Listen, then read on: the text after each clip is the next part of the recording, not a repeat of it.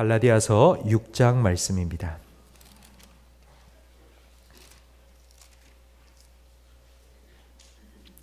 신약 성경 309면입니다.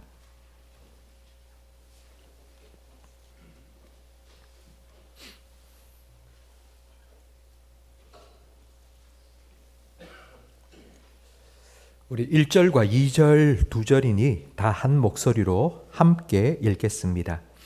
형제들아, 사람이 만일 무슨 범죄한 일이 드러나거든 신령한 너희는 온유한 심령으로 그러한 자를 바로잡고 너 자신을 살펴보아 너도 시험을 받을까 두려워하라. 너희가 짐을 서로 지라. 그리하여 그리스도의 법을 성취하라. 아멘. 우리 현대인의 성경으로 다시 한 번 더 다 한 목소리로 읽겠습니다. 형제 여러분, 어떤 사람이 잘못을 범했다면 성령님을 따라 사는 여러분은 온유한 마음으로 그런 사람을 바로 잡아 주십시오. 그리고 여러분 자신도 그런 시험을 받지 않도록 주의하십시오. 여러분은 서로 짐을 짐으로 그리스도의 사랑의 법을 실천하십시오. 아멘. 우리 좌우에 계신 분과 인사 나누겠습니다. 우리 둘째 날이니 어제는 첫째 날이라서 인사를 안 했는데 오늘은 둘째 날이니 인사하겠습니다. 잘 오셨습니다. 잘 오셨습니다. 은혜 많이 받으세요. 은혜 받으세요.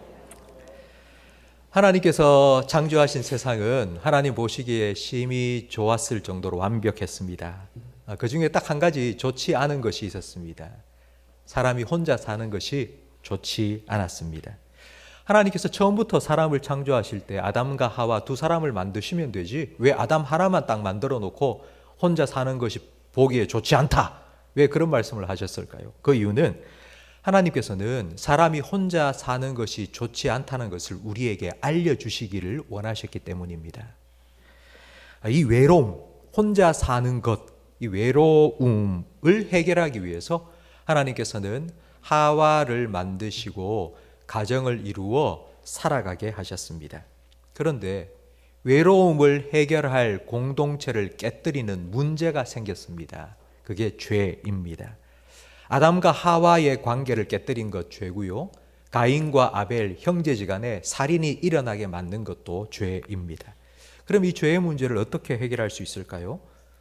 우리는 이 죄를 예수님께서 우리에게 말씀하신 것처럼 70번씩 7번 용서해주면 되지 않느냐라고 생각하기 쉬운데요. 사실 나에게 직접 죄를 지은 사람을 용서해 주는 건 용서해 주면 됩니다. 하지만 여러분, 교회 안에서 이 죄의 문제는 그런 것이 아닙니다. 교회는 지금 공동생활을 하고 있지 않습니다. 초대 교회 때와 같이 함께 먹고 함께 생활하지 않습니다. 그러니까 일주일에 우리 성도들이 만나는 시간은 고작 한 2-3시간 정도밖에 되지 않습니다. 2-3시간 동안 만나서 무슨 죄를 그렇게 많이 짓겠습니까? 사실 교회 안에 공동체 안에서 죄의 문제는 서로 죄를 주고받고 하는 것이 아닙니다. 교회 생활을 하기 이전에 일주일 동안 가정에서 직장에서 세상에서 살아오면서 죄를 짓고 교회에 오는데 그렇게 교회에 온 내 모습이 너무 죄책감이 느껴지는 거예요. 세상에 살면서 죄를 많이 짓고 왔는데 그리고는 교회에 와서 그 예배를 드려야 되고 성도들과 같이 함께 교제를 해야 됩니다. 그러니 아담과 하와가 죄를 짓고 난 다음 치마를 만들어서 자기를 가리고 하나님 앞에 숨었던 것처럼 우리는 함께 공동체로 모여서 예배를 드리고 교제를 하면서 내가 지난 한 주간 동안 가정에서 죄를 짓고 살아오고 직장에서 죄를 짓고 살아온 그 모든 죄를 자꾸 가리고 숨깁니다. 오늘 본문 1절 말씀에 죄가 드러나면 우리가 성령 충만한 성도들이 그분을 위해서 기도해주고 바로잡고 이렇게 문제를 풀어갈 수 있는데 여러분, 죄가 드러나는 게 그렇게 쉬운 일이 아닙니다. 자꾸 감추기 때문입니다. 우리는 내가 이런 죄를 지었습니다라고 교회에서 말하면 그 결과가 어떨지 우리는 충분히 알고 있습니다. 내가 얼마나 비난을 받을까. 내가 이때까지 교회에서 쌓아놓은 평판이 이 정도인데 말이야. 이 평판이 하루아침에 다 무너져 버릴 텐데. 그렇기 때문에 일주일 동안 세상에서는 죄를 짓고 교회에 와서는 뭔가 그래도 내가 거룩하게 살아가야지 싶은 생각에 봉사도 하고 기부도 하고 선행도 하고 이렇게 살아가는 걸 외식이라고 말합니다. 외식은 속은 문드러지는데 겉으로는 거룩한 척 보이는 것입니다. 여러분, 이 외식의 결과는요, 자기 자신과 분리됩니다. 내가 생각해도 내가 아닌데 내가 다른 나처럼 살아가는 거예요. 그리고 다른 사람과도 자꾸 분리됩니다. 바로 이런 자괴감과 고립감이 외식, 죄의 결과입니다. 근데 아이러니하게도 여러분, 죄가 들킬까 봐 숨기면서도 한편으로는 이 죄가 좀 차라리 들켰으면 좋겠다 싶은 생각이 우리에게 요만큼 있습니다. 왜냐하면 죄가 들키면요, 그래서라도 죄를 끝낼 수 있기 때문입니다. 얼마 전 성착취물을 제작하고 유포한 아주 흉악범이 붙잡혔습니다. 포토라인에 섰는데 그 흉악 범죄자가 이런 말을 했죠. 아마 여러분 기억하실 겁니다. 악마의 삶을 멈춰줘서 고맙습니다. 뭐 말도 안 되는 소리를 짓거렸습니다. 그런데 여러분 이해가 되세요? 그런 말을 한 그 마음이 이해가 되세요? 연쇄살인마 유영철도 붙잡히고 난 후에 이런 말을 했습니다. 자기가 범죄를 저지르고 난 후에 절에 가서 빌었답니다. 제발 살인을 멈추게 해달라고. 여러분, 이런 마음이 이해되세요? 죄를 짓고 싶은 마음과 함께 동시에 나 죄를 그만 짓고 싶다, 이 지긋지긋한 죄를 좀 끊고 싶다, 이런 마음이 함께 있는 거예요. 저는 이걸 언제 깨달았는가 하니 제가 처음 전임 사역을 하던 교회에서 깨달았습니다. 그 교회는 시장 입구에 있었기 때문에 이 사람들이 많이 왔다 갔다 하면서 아무나 들어왔다가 나갔다 할 수 있었습니다. 가끔씩 예외를 드리고 있는 중에 취객이 들어옵니다. 그냥 들어오는 게 아니고요, 술병을 들고 들어오는 거예요. 제가 그 취객들 때문에 관리 집사님하고 많이 좀 다퉜습니다. 관리 집사님은 못 들어오게 해라. 아예 막 들어오면 막 끄집어냅니다. 막. 근데 저는 집사님, 이분도 하나님 만나야 되지 않겠습니까? 그래서 술병 들고 들어오는 걸 제가 잡고, 술병은 제가 보관해 놓을 테니까 요 뒤에 앉아서 예배 드리고 가라고. 그러면요, 그 술병을 저한테 맡겨놓고는 그 술 취한 채로 들어와서는요, 그렇게 우시는 거예요. 저는 그 모습을 보면서 그렇게 술에 취해 살면서도 이걸 끊고 싶어하는 마음이 이분에게도 있구나라는 것을 깨닫게 된 겁니다. 여러분, 이건 뭐 범죄자뿐만 아니라 성경에 가장 복음을 전하고 가장 위대한 신학자이던 바울도 똑같은 마음이었습니다. 로마서 7장에 보니 바울이 이런 말을 합니다. 내 속에 선한 일을 하고 싶은 마음과 죄를 짓고 싶은 마음이 함께 있습니다. 그런데 나는 내가 바라는 선한 일은 하지 않고 원치 않는 악한 일을 하고 삽니다. 이런 내가 너무 괴롭습니다. 누가 나를 이 죽음의 몸에서 건져내 줄 수 있습니까?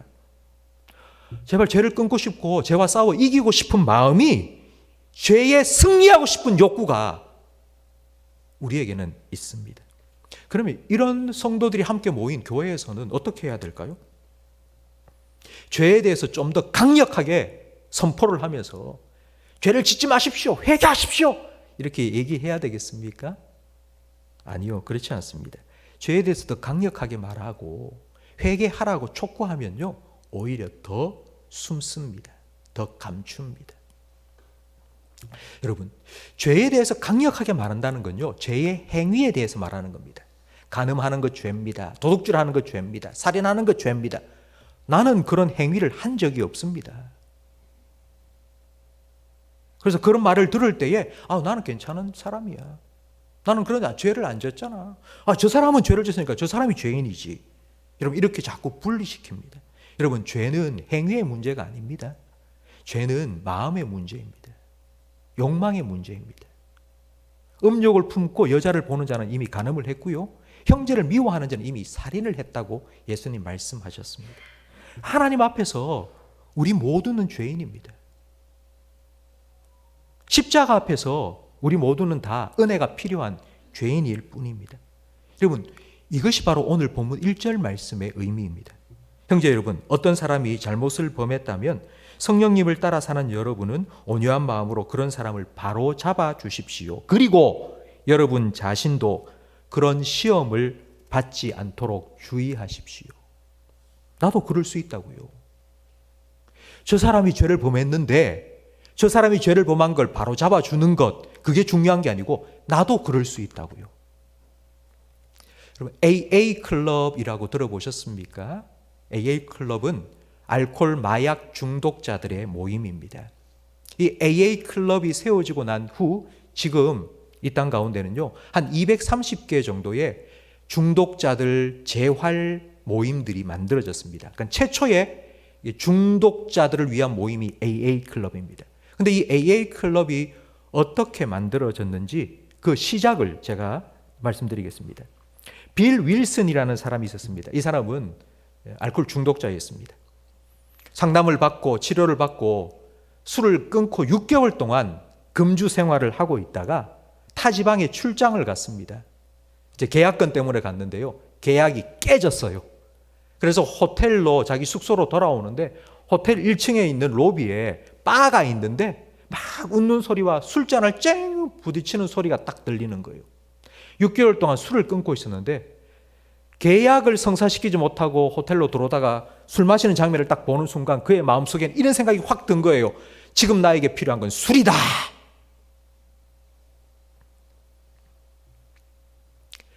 자기도 모르게 막 그 바로 막 발걸음이 가고 있는데 그때에 문득 자기와 상담을 해주었던 상담가가 생각이 난 거예요. 그 사람의 이름은 밥 스미스입니다.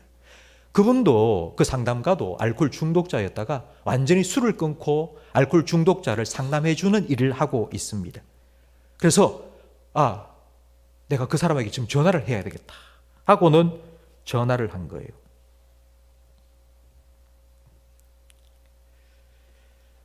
전화를 하니까 그 밥 스미스라는 그 상담가가 이렇게 얘기를 했습니다. 전화를 잘하셨습니다. 술을 끊는 거 그건 절대로 혼자서 할 수 없습니다. 만약 이걸 혼자서 할 수 있다면 예수님이 이 땅에 오시지 않았을 겁니다.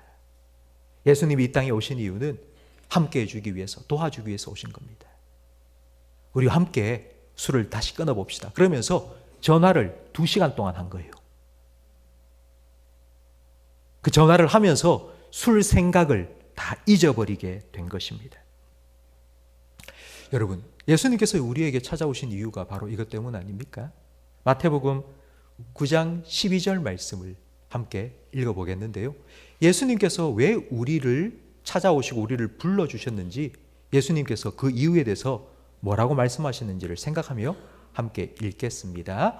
예수님은 그 말을 들으시고 이렇게 말씀하셨다. 건강한 사람에게는 의사가 필요 없고 병든 사람에게만 의사가 필요하다. 나는 의로운 사람을 부르러 온 것이 아니라 죄인을 부르러 왔다. 성도 여러분, 우리는 예수님의 부름을 받고 이 교회에 오지 않았습니까?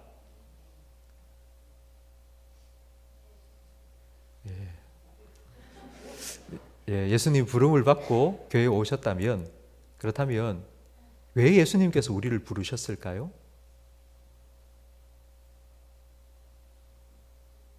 우리가 일을 잘하니까 교회에서 열심히 일하라고요? 우리가 죄인이기 때문에 부르신 거죠.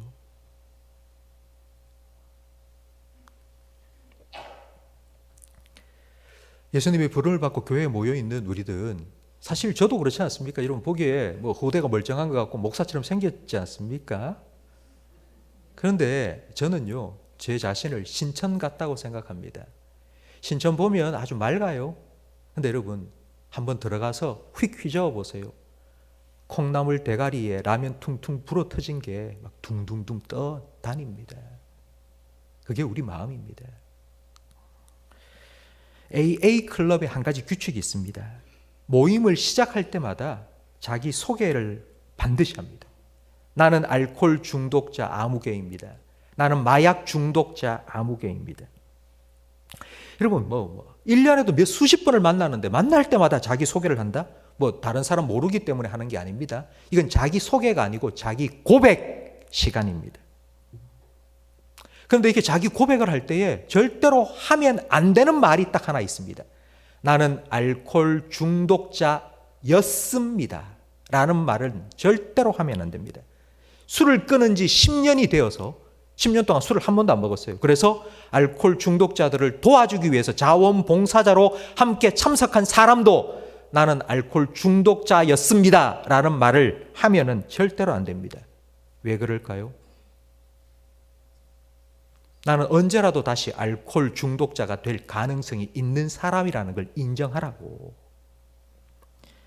그래서 나는 여러분의 도움이 필요하다고. 내가 여러분을 돕기 위해서 온 것이 아니라 여러분을 보면서 내가 술을 손에 대지 말아야지, 입에 대지 말아야지, 또 다짐하고 각오하면서 그렇게 내가 지금 알코올 중독자가 안 되는 거라고. 나는 지금도 죄인이라고. 죄를 지을 가능성이 너무나도 많다고. 하나님의 은혜가 아니면 나는 또 죄에 빠질 수밖에 없다고. 그걸 인정하는 것입니다. 사도 바울이 이것을 인정했죠. 나는 죄인 중에 괴수라고. 여러분, 이 말을 한 건 예수를 믿고 며칠 후에 한 것이 아닙니다. 예수님 믿은 지 20년이 되어서 교회를 수백 개를 개척하고요, 수많은 사람들을 전도한 노 사도가 나는 죄인 중에 괴수입니다. 나는 죄인 중에 괴수였습니다가 아니고 지금도. 여러분, 우리 1절 말씀을 다시 한번 화면을 보면서 읽겠습니다. 형제 여러분, 어떤 사람이 잘못을 범했다면 성령님을 따라 사는 여러분은 온유한 마음으로 그런 사람을 바로 잡아 주십시오. 그리고 여러분 자신도 그런 시험을 받지 않도록 주의하십시오. 성도 여러분, 우리가 교회에서 함께 신앙생활을 하다가 다른 사람의 죄가 드러나는 경우가 얼마나 될까요?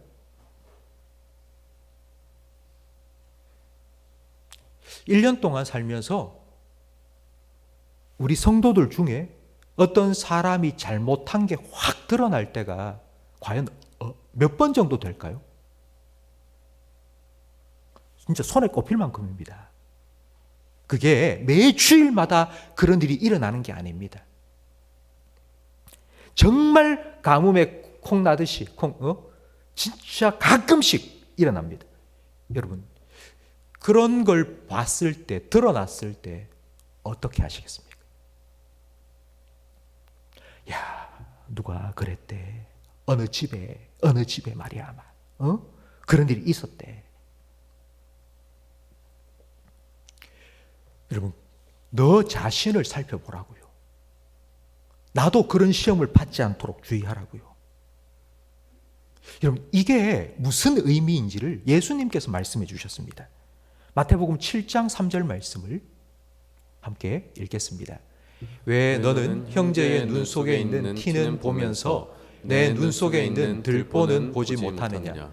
내 눈 속에 들보가 있는데 어떻게 형제에게 내 눈 속에 있는 티를 빼내주겠다고 말할 수 있느냐? 위선자야, 먼저 내 눈 속에 들보를 빼내어라. 그러면 내가 밝히 보고 형제의 눈 속에 있는 티도 빼낼 수 있을 것이다. 하나님 앞에서 저도 여러분도 다 죄인 아닙니까? 예수님께서 나를 위해 십자가에 못 박혀 죽으신 것처럼 너를 위해서도 십자가에 죽으셨습니다. 우리 모두는 이 하나님의 은혜로 살아가는 죄인일 뿐입니다. 1907년 1월 2일부터 평양에 있는 장대현 교회에서 부흥 사경회가 있었죠. 말씀 사경회가 있었습니다. 근데 원래는 일주일 계획이 되어 있었는데 일주일 동안 말씀 사경회를 하는데 성도들 가운데 변화가 하나도 없는 거예요. 냉랭하고 그런 거예요. 안 되겠다. 일주일 더 하자. 그래서 일주일 더 한 거예요. 그러니까 1월 2일부터 시작된 게 1월 14일까지 연장해서 계속한 거예요. 근데 1월 14일 저녁 집회에 역사가 일어난 거예요. 말씀을 듣고 예수님의 십자가의 은혜로 우리는 구원받았다고 계속하여 그 말씀을 듣고 이제 집회를 마치면서 기도회를 시작했는데 그 기도회 중에 갑자기 길선주 장로님이 그 자리에서 탁 일어서신 거예요. 그리고는 성도들 앞에서 제가 여러분에게 고백할 것이 있습니다. 작년에 죽은 친구가 재산을 정리해달라고 자기에게 다 맡겼는데 그 재산을 정리해서 내가 그걸 다 내 걸로 챙겼습니다. 내가 다시 돌려주겠습니다. 그 가족들한테. 그리고 나자 갑자기 저기서 한 사람씩 나와서는 저도 죄인입니다. 저도 죄인입니다. 저도 죄인입니다. 그렇게 시작된 기도회와 회개의 운동이 일주일 이상 지속이 됐습니다. 여러분, 왜 그 길선주 장로님의 그 고백이 있자 한 사람 나와서 나도 죄인입니다 라고 말하게 되었을까요? 저는 이렇게 생각합니다. 이 죄의 문제가 나만의 문제가 아니라는 걸 깨달은 거죠. 나는 나만 죄인인 줄 알고 나만 이렇게 세상에서 나쁜 짓을 하고 사는 줄 알았는데 그래서 자기 연민에 빠져서 내가 제일 나쁜 놈이야. 교회에만 오면은 주여 저는 죄인입니다. 저는 죽일 놈입니다. 저는 나쁜 놈입니다. 늘 이렇게 생각하고 막 이러고 있었는데 갑자기 한 분 내가 죄인입니다 말하니 내 문제만 아니네. 저 사람도 그렇네. 전부 다 죄인이구나. 이건 내 문제가 아니고 너의 문제고 우리의 문제구나. 그걸 깨닫게 된 겁니다. 너도 나도 우리 모두 다 주님의 은혜가 필요한 사람이라는 걸 깨달은 거예요. 여러분, 이게 이런 의미입니다. 이 죄의 문제를 어떻게 해결할 수 있을까?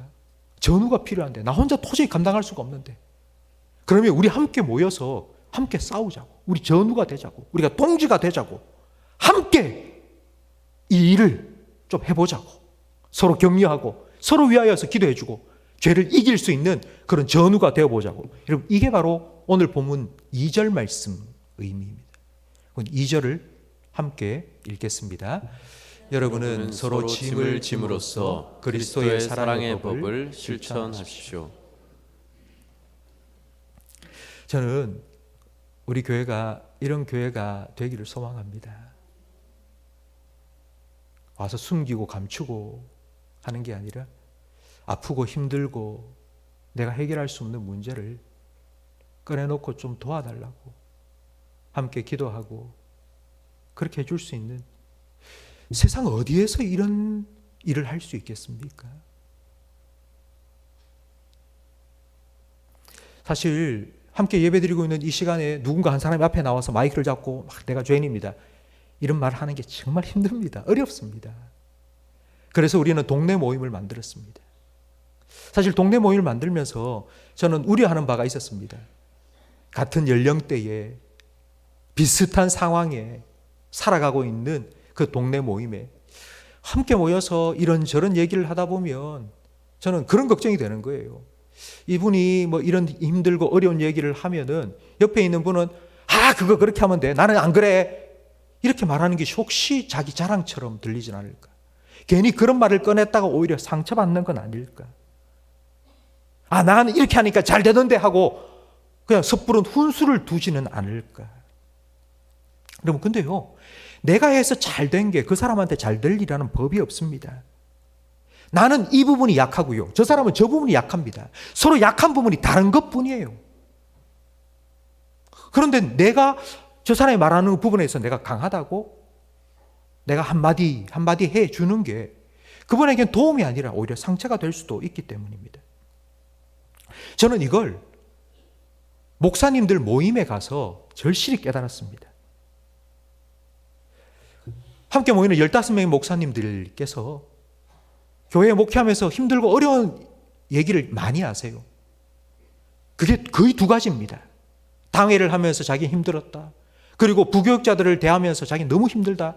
그런 얘기를 하시는데 저는 전혀 그렇지 않거든요.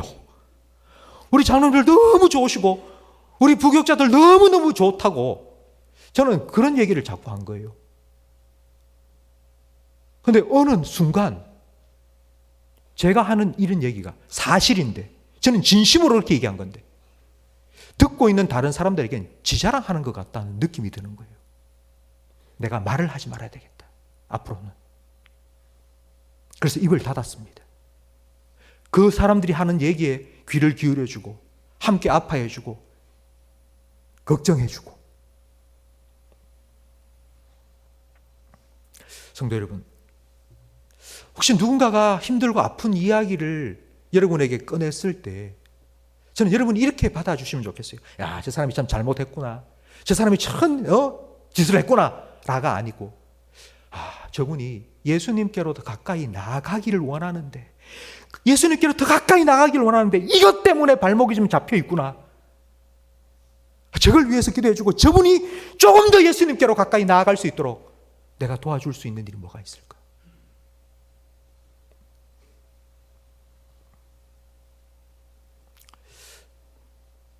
저는 우리 교회가 이런 교회가 되기를 바랍니다.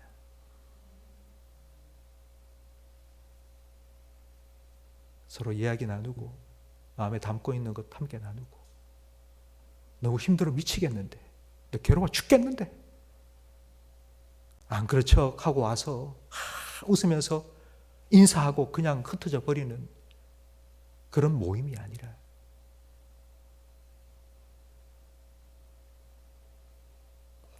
내가 가지고 있는 거 꺼내놓아도 그게 해결되지는 않아도 저분이 그 문제를 내가 해결시켜 주지 못한다는 걸 알지만 함께 아파해 줄 것 같고 함께 눈물을 흘려줄 것 같고 안아줄 것 같고 기도해 줄 것 같은